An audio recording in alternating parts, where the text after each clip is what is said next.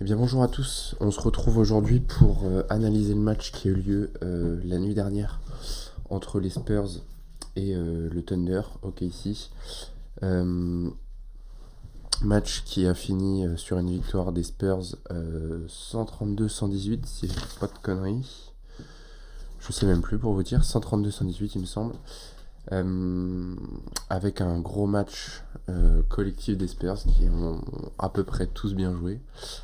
En face, OKC a bien joué aussi. Un peu plus de mal tout de même. Et au final, les Spurs qui gagnent un peu contre toute attente parce que au classement, OKC est deuxième, là où les Spurs sont derniers de la conférence Ouest. Donc petite surprise. Euh, Ce qui a surtout marqué les gens lors de ce match, c'est encore un match impressionnant de Victor Wembanyama. Donc on va en parler évidemment. Mais avant ça, je voudrais quand même parler du match en général.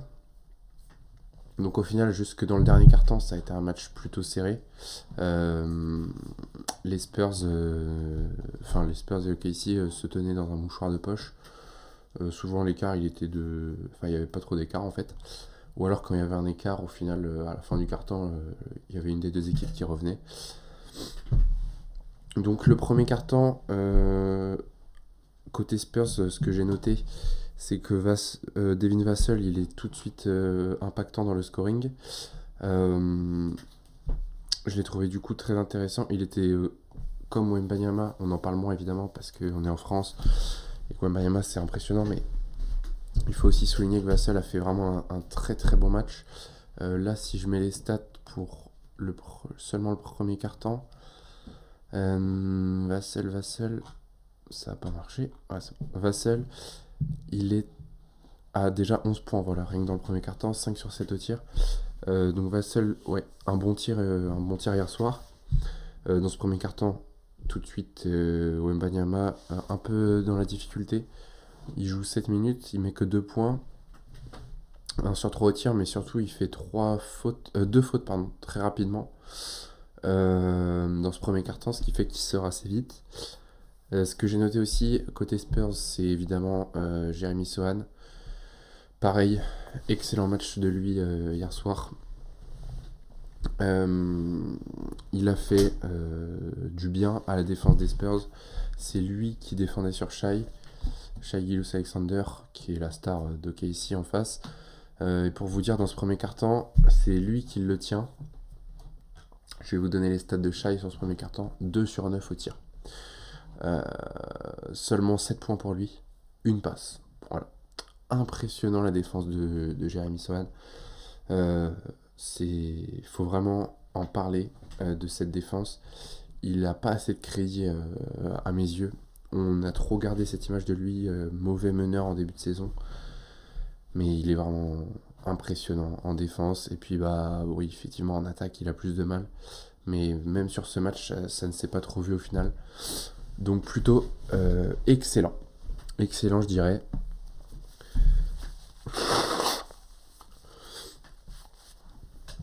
Pardon. Il y a, par contre, voilà, donc Wembanyama, lui, il commence mal. Mais en face, Chet Holmgren, à l'inverse, commence bien son match. 4 sur 4 au tir.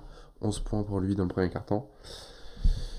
J'ai noté qu'il y avait une grosse réussite à 3 points dans ce premier quart-temps des deux côtés. Et effectivement, le Thunder est à 75% au tir.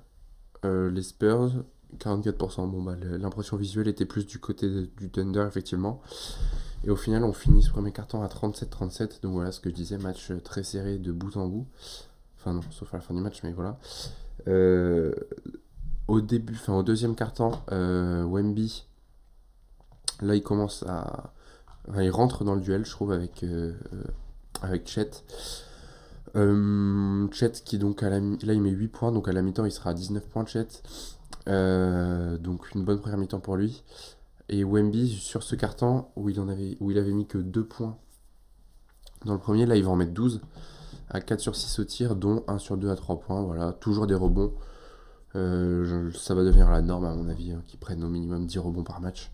Faudra plus s'étonner qu'ils prennent des rebonds. Et voilà, donc Wemby qui rentre dans son match sur ce deuxième carton Il va pas mal enchaîner les paniers à un moment, là, je sais plus exactement, mais il enchaîne bien. Côté Thunder, Jalen Williams, donc le bras droit, on peut dire, de Shai, qui prend les. Enfin, on va pas dire qu'il prend les commandes, mais j'ai trouvé qu'il s'était plus impliqué dans ce deuxième quart-temps et qu'on constatait son impact. Euh, Shai et lui, bon, effectivement, ils ne scorent pas beaucoup sur ce carton, les deux. 5 points pour Shai, 4 points pour Jalen Williams. Mais, euh, mais en tout cas, dans l'impact, ça se reflète pas sur les stats, mais dans l'impact du jeu, j'ai trouvé qu'ils étaient là. Euh, j'ai noté aussi qu'Wemby, sur ce deuxième carton, jouait plus. Enfin, j'ai remarqué, ça vient avec l'expérience évidemment, mais il avait tendance toujours, Wemby, à rester à l'extérieur de la raquette, à jamais trop rentrer. Là, je le trouve beaucoup plus omniprésent dans la raquette. Il va beaucoup plus se proposer, et puis ses coéquipiers commencent aussi à le connaître, et donc lui donnent beaucoup plus de passes. Le jeu des Spurs, je trouve qu'il vraiment s'améliore de match en match. Et donc ça se voit sur le jeu de Wembanyama que j'ai trouvé très très présent dans la raquette. Et au final, à la mi-temps, les Spurs mènent de 5 points, 64-69. Donc on arrive dans un troisième quart-temps qui va être pareil, très serré et un beau duel entre les deux équipes. Là pour le coup, Chet se fait entre guillemets éteindre un peu, je trouve. Enfin, s'éteint un peu après la mi-temps. Et c'est en partie à cause de Wemby. Hein. Mais je trouvais qu'on le voyait plus trop. Là où, à l'inverse, Shai fait un carton de malade mental. Complètement fou ce mec. Et ça coïncide avec peu de temps de jeu de Jeremy Sohan sur ce carton.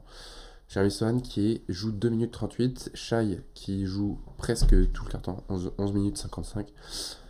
Shai 15 points. Voilà, bizarre. Sohan qui défend pas sur lui, 15 points. Voilà, directement. Et puis, qu'est-ce qu'il est fort. Faut le dire, il y a beau, parce qu'il y a quand même, faut le dire, il y a quand même Wemby dans la raquette. Et le mec, sur ce carton, a pris 0,3 points. Il en a pris 0 et il a quand même marqué 15 points. Et il joue beaucoup dans la raquette. Et c'est impressionnant. Bon, Wemby non plus, qui a pas joué beaucoup sur ce carton, mais il joue quand même 6 minutes. Wemby qui marque sur ce carton 6 points. Voilà, un petit carton, on va dire, classique pour lui. Il a enchaîné, ouais, voilà, il a fait 2 sur 2 à 3 points. C'est les deux seuls tirs qui va rentrer d'ailleurs sur ce carton. Donc il commence à shooter parce qu'on va le voir sur cette fin de match, il va balancer à 3 points. Les Spurs prennent de l'avance de la 12e à la 5e minute sur ce carton. Là, et du coup, ils prennent de l'avance, mais on va le voir, le carton se finit bien, bien serré parce que dans les 2 dernières minutes, OKC revient. Et OKC va beaucoup sanctionner les pertes de balles des Spurs parce que sur ce carton, il n'y en a que 2. Et ah non, il y en a 9. Voilà. Non, il y en a 2. Non, je dis de la merde. Il y en a 2. Bon, l'impression visuelle que j'avais eue, c'était qu'il y avait plus de pertes de balles. En tout cas, il sanctionne les erreurs en attaque par du jeu rapide, ça c'est sûr. Ce qui leur permet de revenir dans ces 2-3 dernières minutes du carton. Et au final, le carton se termine à 96-98 pour les Spurs. Et on arrive dans le quatrième carton, qui là pour le coup va être le carton le moins serré de ce match. Donc directement on retrouve l'impact de Jeremy Sohan. Shai qui est limité. Bon, il ne joue que 6 minutes dans ce carton, mais il est limité à 4 points par Sohan qui lui pour le coup va jouer les 12 minutes et en plus va être très bon en attaque sur ce carton. 4 sur 4 pour lui au tir, 11 points rien que sur ce carton. Donc très intéressant l'apport de Sohan. Et puis en défense, j'ai noté, il a fait un boulot, un travail incroyable. Au milieu du carton, on a aussi quelques actions d'affilée où j'ai noté côté OKC, ça vendange pas mal. Et notamment Luguentz-Dort qui va enchaîner, il me semble, sur 2 actions. En 2 actions, il va prendre 3 tirs à 3 points et il va rater les 3. Donc, ouais, voilà, j'ai noté ça. Chet, lui, va pareil se faire. Là, pour le coup, autant le troisième quart-temps, c'est plus lui qui s'éteint tout seul. Enfin, il joue pas particulièrement bien. Autant sur ce quart-temps, il joue bien, mais il se fait vraiment éteindre par Wembanyama. Wemby qui rentre les 12 minutes sur ce carton et qui pour le coup est vraiment trop chaud sur ce carton. Je vous donne ses stats, entre guillemets seulement 8 points, mais il a 2 sur 3 à 3 points, 2 sur 4 au tir au total. Donc encore une fois sur ce carton, il ne marque que des 3 points. Je disais qu'en première mi-temps il jouait beaucoup dans la raquette et que je trouvais ça intéressant, que le jeu des Spurs se développait bien. Pour le coup, sur ce carton-là, il ne joue quasiment pas dans la raquette. Il ne fait pas de... il ne prend que des tirs à 3 points quasiment. En plus de ça, il est quand même à 3 rebonds, 3 passes. Donc ça, c'est intéressant aussi. Il développe de plus en plus son jeu de passe depuis quelques temps et c'est très intéressant à voir. Et 2 contre, voilà. Normal, tranquille. Devin Vassell aussi qui finit bien ce match, 10 points dans le dernier quart-temps, 4 sur 5 au tir. La réussite au tir des Spurs, elle est impressionnante. Hein. Là, pour vous dire sur les stats, Sohan sur ce dernier quart-temps, Sohan 100%, Victor 50%, Devin Vassell 80%, Trey Jones 66%. Voilà pour les joueurs qui ont joué. Il y a juste Keldon Johnson. Alors pour le coup, Keldon Johnson, j'en profite. Il a fait un très mauvais match, je trouve. C'est le seul quasiment des Spurs qui a fait un mauvais match. En tout cas, avec un temps de jeu important, c'est le seul qui a fait un mauvais match. Il a joué combien ? Il a joué 31 minutes, 3 sur 10 au tir. 10 points, bon, enfin un peu décevant quoi. C'est le seul vraiment qui a un mauvais pourcentage au tir à la fin du match. Donc voilà, mais c'est le seul point négatif de ce match honnêtement côté Spurs. Il y a aussi ce que j'ai remarqué dans ce dernier quart-temps. Il y a un jeu à deux entre Wemby et Vassell qui commence à devenir pépite. C'est-à-dire qu'il joue écran. Enfin, Wemby va faire un écran à Vassell. Si le défenseur monte, dans ce cas-là, ça joue sur Wemby. Si le défenseur ne monte pas, Vassell sanctionne. Et donc, ce qui est intéressant sur ce match, c'est qu'en fait, OKC ne peut trop rien faire parce que qui monte ou pas, dans tous les cas, c'est panier en fait. Parce que Chet vienne couvrir l'écran de Victor, dans ce cas-là, c'est panier simple pour Victor, dans tous les cas. Et même s'il ne n'est pas couvrir, là c'était panier facile pour Vassell parce qu'il avait un shoot absolument incroyable sur ce match. Il ne ratait rien. Donc le jeu à deux là qui peut devenir élite d'ici à quelques années. Et au final, les Spurs sur ce dernier quart-temps mettent un 34-22 au Thunder. Et au final, le match se termine en 132-118. Un beau duel, on a eu le droit à un beau duel donc entre les deux rookies Chet et Wemby. Faut pas minimiser la performance de Chet. Hein. Je vais vous donner ses stats tout de suite. Il a mis 23 points, 23 points, 8 sur 12 au tir. Donc toujours d'une grande efficacité de toute façon. C'est un peu le seul reproche qu'on peut faire à Wembanyama, c'est de rater trop de tirs, mais pour le coup Chet, lui, on peut pas lui faire ce reproche. 7 rebonds, 5 passes, 1 contre. Bon, c'est vrai qu'on est habitué à mieux, mais 1 contre tout de même. Voilà, et une perte de balle. Donc il fait quand même peu d'erreurs. C'est ça qui est intéressant dans son jeu, c'est qu'il est très propre quand même. Côté Thunder, le MVP de ce match, mais comme à quasiment tous les matchs, c'est Shai. 31 points à 12 sur 22 au tir. Voilà. Seulement 3 passes pour le coup. Mais bon, voilà. On va pas lui reprocher quand même de faire un si bon match. Et le deuxième joueur intéressant, c'est Jalen Williams, 26 points à 10 sur 18 au tir et 6 rebonds. Voilà. Par contre, côté Spurs, voilà, là c'est pour le coup tout le monde a bien joué et ce qui fait la victoire. Après une série de défaites quand même assez importante des Spurs, si je me trompe pas, ils étaient...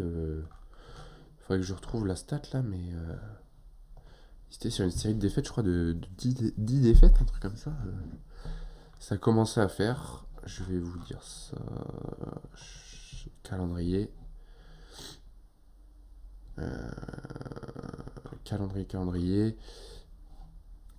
Donc, de toute façon, il revenait d'un road trip entre les. Enfin, ils avaient joué à l'extérieur là. Bah, je ne peux pas voir. Bah, ça me fait chier. Bon, je vous aurais bien dit, mais là, j'arrive pas à trouver. Bon, c'est pas grave. En tout cas, ils avaient enchaîné quelques défaites. Et donc là, une victoire qui fait du bien. Euh, donc, aussi, ce que j'ai noté, bon, là, c'est parce que moi, j'adore les Spurs. Euh, mais j'ai noté que pour moi, Wemby et Sohan, dans quelques années, ce sera le meilleur duo défensif de la NBA. Et, euh, et ça, j'en ai pas de doute. Pour moi, Sohan, l'expansion, enfin, son ascension offensive, il a encore beaucoup de progrès à faire. Et à mon avis, il va être un peu limité du fait de sa technique, tout ça. Enfin, je pense pas qu'il pourra beaucoup. Je pense pas que ce sera un attaquant euh, sur lequel on pourra se reposer. Je pense qu'il aura des matchs avec et des matchs sans. Il sera jamais très régulier en attaque. Par contre, en défense, je pense que ça peut devenir un réel monstre euh, qui fait peur à tout le monde en fait et qui sera capable de défendre sur un meneur comme un pivot.